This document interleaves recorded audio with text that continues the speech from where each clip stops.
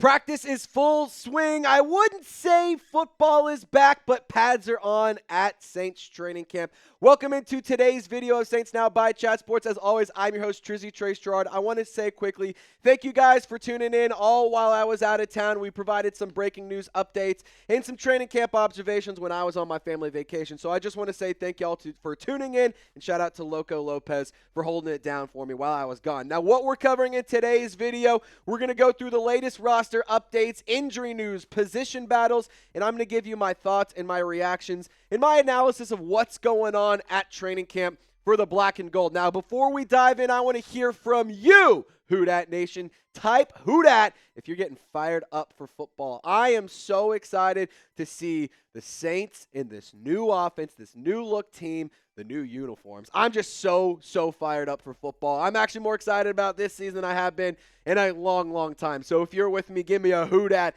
down in the comments section. Starting things off with the roster updates. Josh Ball, the offensive lineman, he has been released, according to Nick Underhill, confirmed by Kellen Moore today after practice in the media availability. So taking a look at the updated offensive line depth chart in New Orleans, you have Kelvin Banks, Trevor Penning, Erik McCoy, Cesar Ruiz, and Taliese Fuaga as your starting five. No surprises there. Josiah Zerum today did get some run with the twos today at practice. You see Landon Young on there. He's a versatile piece. Will Clapp also a nice piece. Dylan Radin's a nice option as well on the offensive line. And quickly, I'm starting to believe that this offensive line group, if they can stay healthy, can really be effective and be a strong offensive line core.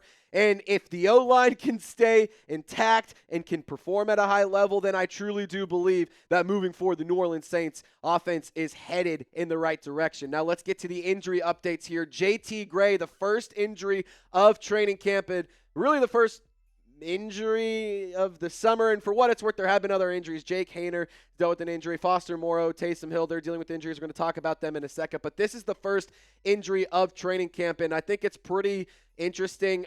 He did appear to slip during a special team session. He will be evaluated today. We'll get an update tomorrow. Kellen Moore said he doesn't think it's really anything bad, so hopefully nothing too crazy from what it sounds like. Injury happened, but it shouldn't be anything major, but we'll keep you guys notified, so be sure to subscribe and turn on notifications.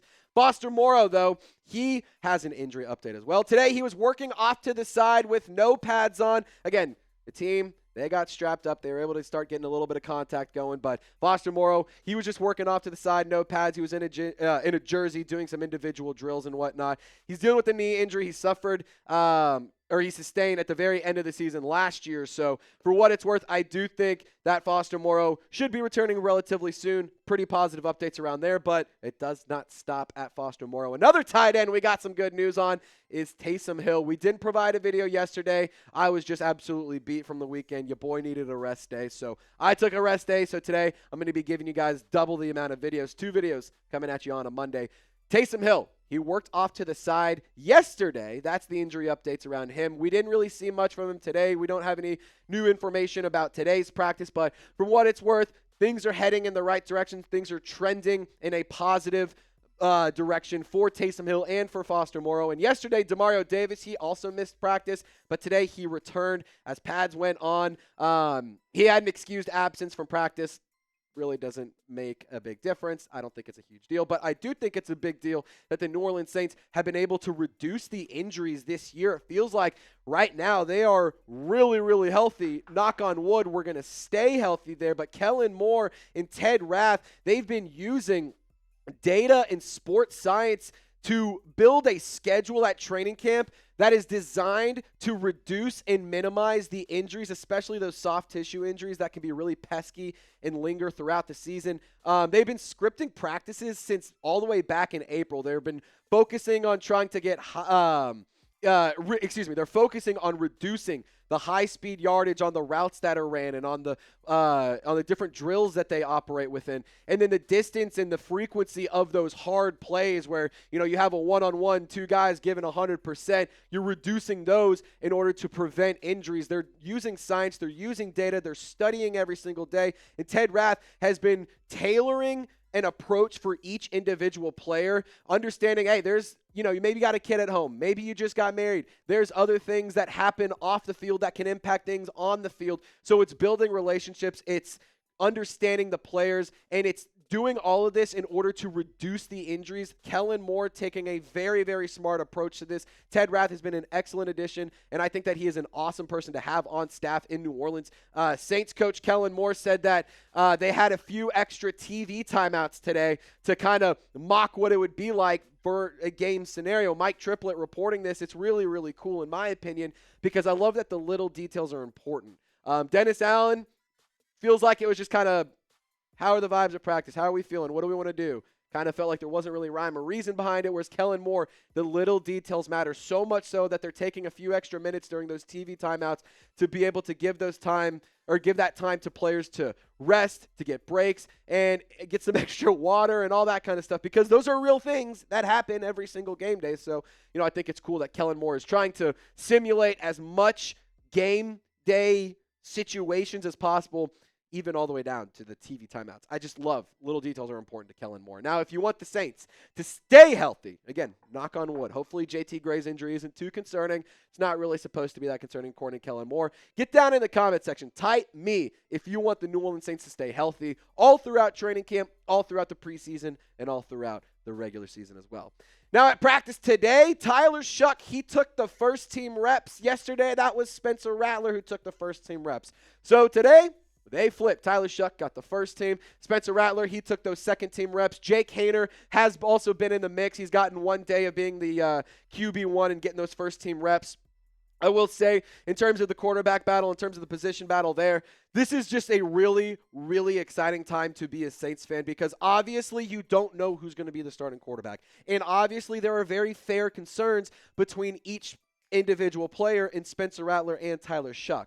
But I'm here to tell you, the fact that they're battling, the fact that they have a good attitude and a cohesive mindset at the end of the day, of course, I want to win the battle, but we're trying to make this team better. I think that's a really, really good quality that's not always shared in these positional battles. Brandon Cooks, adding a little bit of context here, he's been a veteran. He's been around the league. He's seen it in New Orleans. He's seen it across the entire NFL, and I really respect and admire what he has to say about the quarterback battle.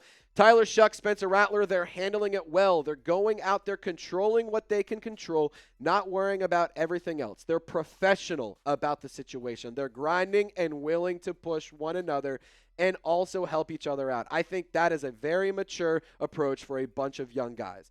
Now, when it comes to the quarterback competition, we do have to have one of these players set themselves apart and separate themselves as the QB1. Spencer Rattler, in my opinion, will be the starting quarterback at least weeks 1, 2, 3, maybe even 4. But we need to see Kellen Moore make that decision, because the sooner he's able to make that decision, the sooner you can stop rotating and you can really build chemistry and install the offense with the starters and with the second team and with the third team at an organized fashion. And so for Kellen Moore, again, I'm not saying rush and make this decision, but be confident in that decision. Let's make it in a timely fashion, but let's continue this competition. And just because Spencer Rattler gets named QB1, or just because Tyler Shough gets named QB1 here in a couple of weeks, doesn't mean that this competition is even close to being over. I truly do believe we'll see both of these quarterbacks start some football games in 2025. We got more to discuss here in a moment. Really quickly, it's the last chance to get this shirt. They are selling like wildfire. And I'm telling you right now, we have seen you guys ordering this shirt like crazy. Last chance, $60, and now it's $24. Chatsports.com/Saints sale. Link is clickable in the comments and description of this video. It's a Nike shirt. It's fresh. It was a sideline shirt. The team, the players, the coaches, the staff, they all had this. So if you want to get one too and you want to look absolutely fresh at your workouts, chatsports.com/Saints sale. Click the link in the comments and description right below me. Let's talk Kelvin Banks. I want to kind of focus on the offensive line here, because it is important to discuss the obvious of the roster move of Josh Ball being released. But Kelvin Banks Jr., we haven't really talked a ton about him here on the channel. No reason. It just kind of hasn't been something I've been super duper focused on. But I'm here to tell you, from all of the clips and from everything I'm seeing online, Kelvin Banks Jr. today had an extra serving of pancakes for breakfast. We saw a video of Kelvin Banks absolutely just flatline one of the guys in these drills and one-on-ones. He looks absolutely awesome. I tweeted out and I said, the Saints made a good selection with the 9th overall pick. Kelvin Banks Jr. proving to be a very, very strong offensive lineman and a very smart decision by Kellen Moore. Tina Howell does a lot of great work. I absolutely love what she does. She added some context. Erik McCoy on Kelvin Banks. He went number 9 overall for a reason. He's super talented, has a few technical things to clean up, but I think you have your guys for the foreseeable future.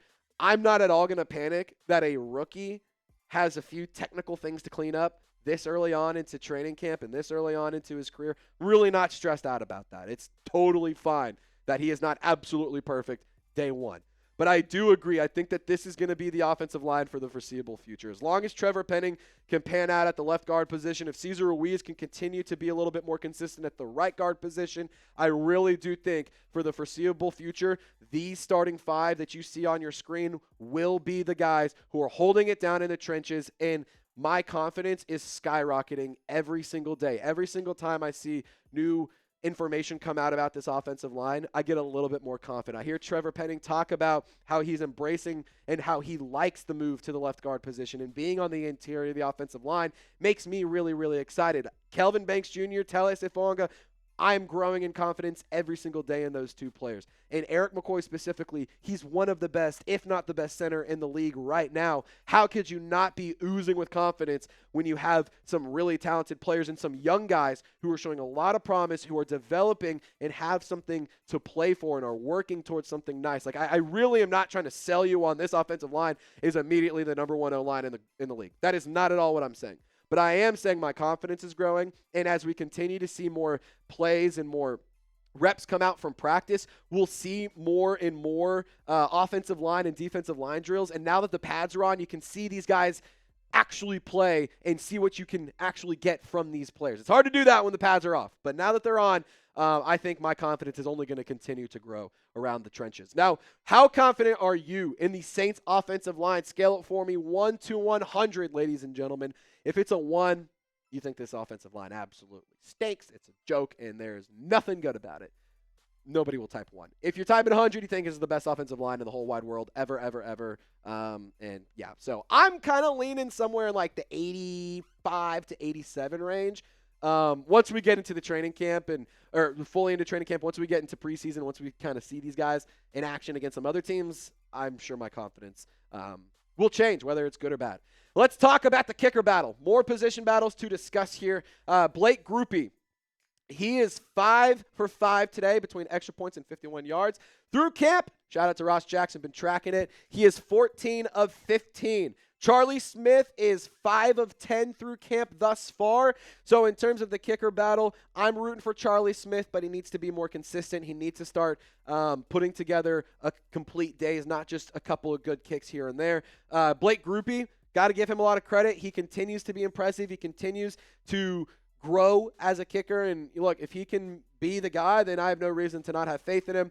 I'm rooting for Charlie Smith, but, for a player that has an uphill battle, he needs to kick it into high gear if he wants to find himself on the game day roster. I'm not knocking him. I'm just saying Blake Grupe is clearly winning this kicker competition. Now let's talk about one of the newest players in the New Orleans Saints, Julian Blackmon. He's already a massive fit in New Orleans. Media availability today. He's going to town on a sour apple snowball. Gotta love that. Absolutely electric. I mean, it is vibes through the roof. It is New Orleans. It is authentically New Orleans, and it's as New Orleans as it can possibly get. Tina Howell adding some more context here. Julian Blackmon discussed not just how or what the responsibility that he carries of replacing Tyrann Mathieu. We're going to talk about that in a second, but he talked about his comfortability and why he came to New Orleans. He said he was very impressed with Brandon Staley. He loves what he's got going on. He feels very comfortable. The guys are great. The coaches are great. It's very easy to find your way. They've got good leaders in New Orleans. It's been fun, and he hasn't been around long, but so far New Orleans has been very welcoming to him. I think that he's going to have a really interesting year. I have high hopes for him. In Julian Blackmon, he does have an interesting role to fulfill because originally we're thinking it's going to be Tyrann Mathieu and Justin Reed, a couple Louisiana legends, holding it down as the starting safeties. But obviously with the news of Tyrann Mathieu retiring that came in last week, the Saints were very quick to bring somebody in as a safety, and Julian Blackmon was that player, 26 years old, a very, very productive player whenever he's on the field. Good tackler, good ball skills. He just got to stay available. But that's not the only thing you're missing with Tyrann Mathieu. You're not just missing a player, you're missing a leader, you're missing a guy who's the face of the franchise, you're missing a guy who is New Orleans. He is Louisiana. And so it's not easy to replace him, and I think Julian Blackmon actually hits this on the head. He wouldn't call it replacing Tyrann Mathieu. He's a Hall of Famer. I think it's just holding the standard that he left here and doing the best I can do to uphold that standard that he held. That is what I'm here for. Now, I don't think that Julian Blackmon is going to be Tyrann Mathieu. I think if you expect him to be Tyrann Mathieu, that is just an unfair expectation because they are two completely different players. And at the end of the day, you can't ever replicate what Tyrann Mathieu did for the New Orleans Saints and for the state of Louisiana. It's hard to replicate him. But I am excited about Julian Blackmon. I like that he's a fit in New Orleans, not just as a cultural fit, but also in the scheme fit. And he feels comfortable. He likes what he's going. So multiple updates around the New Orleans Saints. We provided them to you all in less than 20 minutes. And that, ladies and gentlemen, is why you subscribe to Saints Now by Chat Sports. But you would have been able to see a lot more content if you gave me a follow on social media, X, Instagram, and TikTok. Hit your boy up. I post all the time on social media. So if you want to get more content in between these videos, you want to see what I got going on in my personal life, or you want to see some highlights from Saints training camp, give your boy a follow. Linked in the comments and description down below. Y'all stay golden. We'll see you next time.